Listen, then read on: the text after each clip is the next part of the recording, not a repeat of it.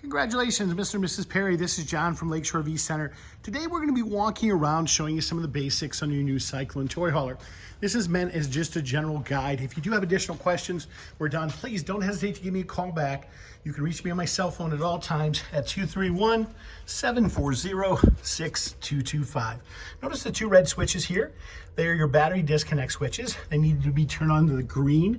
Notice the green at the top there. It has to be selected so you've got battery power to the coach. That's your reservoir for your hydraulic fluid. Your inverter, which is located back there. There is a ground fault plug on the top of that. If your 110 outlets are ever not working, you do want to check that plug just to make sure it's functioning properly. To turn on your 12 volt for your jacks and stuff, push both arrow keys at the same time. Notice a green light appears. And then again, we can control things like the jacks or the auto level with that keypad right there. We're gonna walk you around. This is your docking center over on this side. Notice the positioning of the valves. Depending on the functionality that you want, there's a little chart above there, a little easier to see with that shut off. You turn the valves in the various positions, whether you want city water, you're trying to fill the tank, or if we're trying to winterize the tank. This is a pump switch, which is located right here, and an additional battery disconnect. That's for your solar panel, which has to be turned on. City water connection is the white.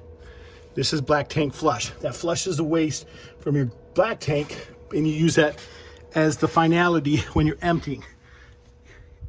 Underneath here, we've got your gray and black waste valves, which are located right behind in here. You just open the black, of course, first, then the gray. Underneath there, we've got a low point for your fresh water system.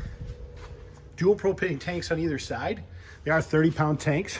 You have to righty-tighty shuts off those tanks, lefty-loosey will open those up. Let's walk around. It's a good idea to check the lug nuts and the tires after the first 250 miles, as it can become loose. Since you have multiple bathrooms, you've got multiple valves and discharges right here. Use your sewer hose to discharge the waste, and again, the valves are located right behind the door. That is your sewage tank rinse. Just hook up the garden hose. Your fuel tanks, front fuel tank is for your generator, back one is your reserve tank. Both are 30 gallons. And that's simply where you turn it on. Power cord reel right there, switch on the right, activates that to extend or retract the cord reel. Your ladder, it is rated at 250 pounds. You don't want to exceed that as it can break. You do have a back patio on this one, as well as a side patio.